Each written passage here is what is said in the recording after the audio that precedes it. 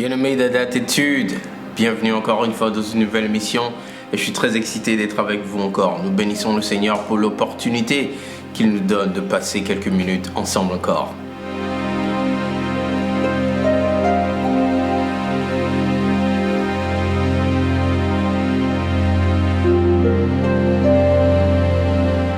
Alors, bienvenue encore dans un nouvel épisode de Adatitude. J'espère que vous plaisez depuis qu'on a commencé cette émission.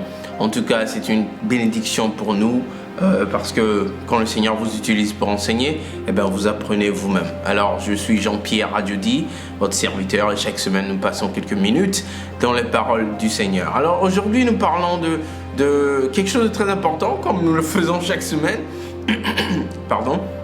Donc, nous parlons de ceci. Un bon leader est tout d'abord un bon disciple. Je répète, un bon leader est tout d'abord un bon disciple.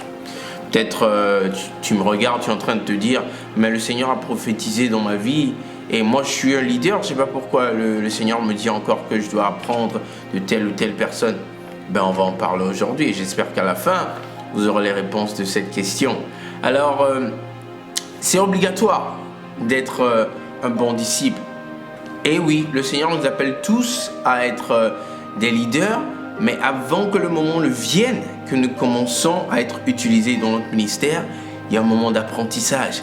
Et c'est ça, le moment où nous devons être des disciples, que l'on appelle le discipulat. Moi, personnellement, je viens d'apprendre ce mot. Alors, le premier point que nous allons discuter, c'est être disciple nous équipe et prépare pour être un bon leader. Être un disciple, en fait, ça nous prépare et ça nous équipe à être un bon leader. Et nous allons voir l'évidence de cela dans le livre de 2 Rois. 2 Rois, le chapitre 2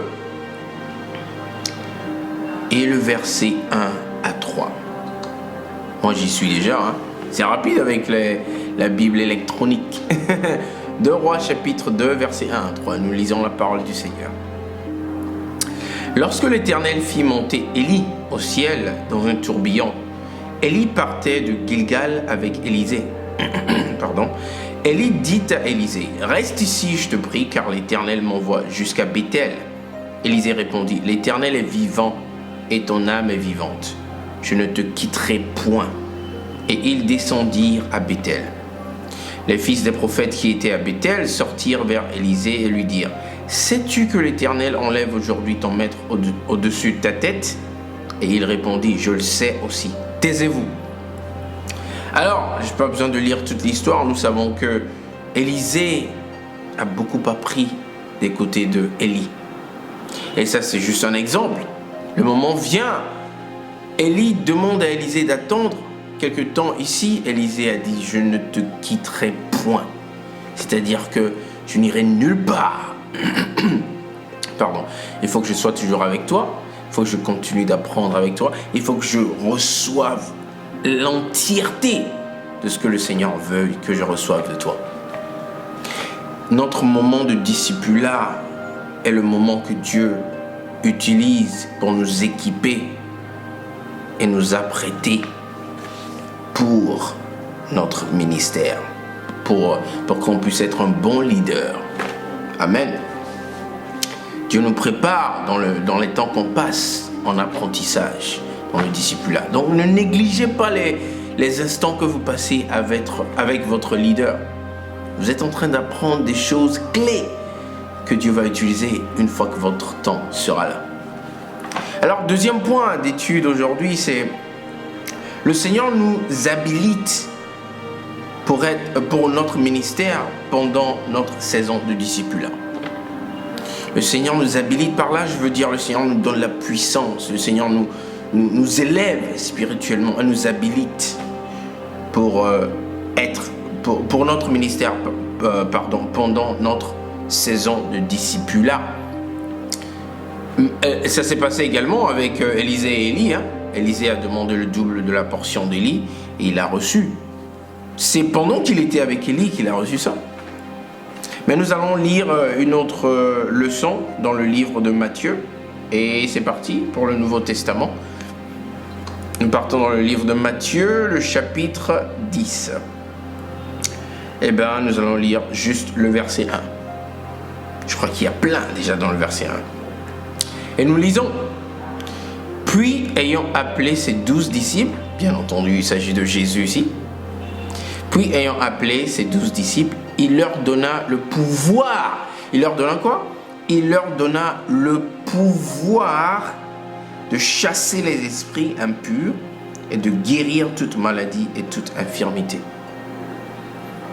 C'est pendant ce moment de discipulat que le Seigneur nous donne le pouvoir dont on a besoin pour notre ministère. Pareil avec Élisée, je disais tout à l'heure, c'est pendant ce moment, le temps qu'il a passé avec Élie, c'est pendant ce temps qu'il a reçu cette double portion. Amen. J'espère que vous êtes bénis avec ce que nous discutions ici. Parce que très souvent, quand nous n'avons pas la connaissance de l'importance du moment du discipulat, nous négligeons cela, nous ne prêtons pas attention aux leçons que le Seigneur nous montre et toutes les choses que le Seigneur aimerait qu'on apprenne de cela. Eh bien, j'aimerais qu'on puisse y prêter attention parce que c'est des moments clés. Et si on ne le fait pas, quand le moment viendra pour que le Seigneur nous utilise dans notre ministère, on pourra le regretter. Amen. Le troisième point, comme on le fait d'habitude, on va s'intéresser à 3 points.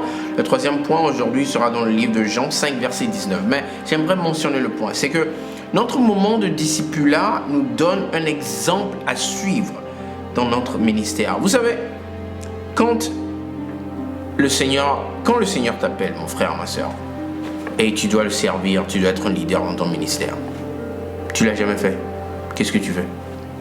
C'est vrai qu'il y a le Saint-Esprit qui nous conduit toujours et tout, mais tu ne sais pas quoi faire. C'est très difficile. Eh bien, c'est pour ça qu'on apprend auprès d'autres personnes que le Seigneur amène dans nos vies. Ça nous donne un exemple. Comme ça, quand on est dans notre ministère, dans le futur, quand le temps arrive, eh bien, on se dit, ah ça, j'ai vu mon maître faire ça dans cette situation, faire ci dans cette situation. On a un exemple qu'on peut suivre. Parce que maintenant, on aura appris dans de pareilles circonstances. Sans exemple, c'est pas bien, on est perdu. Jean 5, 19. Permettez-moi d'y tourner. Et ben voilà, j'y suis. Et nous lisons tous ensemble. Jésus reprit donc la parole et leur dit, écoutez ce que Jésus dit à ses disciples. En vérité, je vous le dis, le Fils ne peut rien faire de lui-même. Il ne fait que ce qu'il voit faire au Père. Et tout ce que le Père fait, le Fils aussi le fait pareillement. Nous savons, bien-aimés, que tout ce que Jésus a fait était pour donner un exemple. Jésus lui-même nous donnait l'exemple du discipulat. Il nous disait que lui-même, il ne faisait rien de lui-même, si ce n'est ce qu'il apprend ou voit son Père faire. Il voit son Père le faire et il le replique. Qui sommes-nous pour ne pas faire pareil? Un bon leader est tout d'abord un bon disciple, bien-aimé. C'est biblique, nous venons de le prouver. Alors, néglige pas ton moment de discipulat. Si le Seigneur t'a placé en dessous d'un de ses serviteurs, prends ces moments très au sérieux, absorbe tout ce que tu pourrais absorber, parce que très bientôt, tu en auras besoin pour ne pas avoir à le regretter. Parce que souvent, on a l'impression que le temps qu'on passe en discipulat traîne, ça dure et tout, mais quand ton heure sonne et que le Seigneur t'envoie, ça arrive soudainement. La question est, est-ce que tu seras prête, ma sœur? Est-ce que tu seras prêt, mon frère? Merci de nous avoir écoutés. Contactez-nous, vous savez où, dans YouTube, Facebook, par email sur le site internet. Nous aimons toujours écouter ce que vous avez à dire et échanger avec vous. Passez une bonne fin d'après-midi. Ce fut une excellente émission. Moi, j'ai adoré aujourd'hui. Et passez une bonne fin de semaine également. Et on va certainement se voir la semaine prochaine par la grâce du Seigneur. Merci bien. Shalom.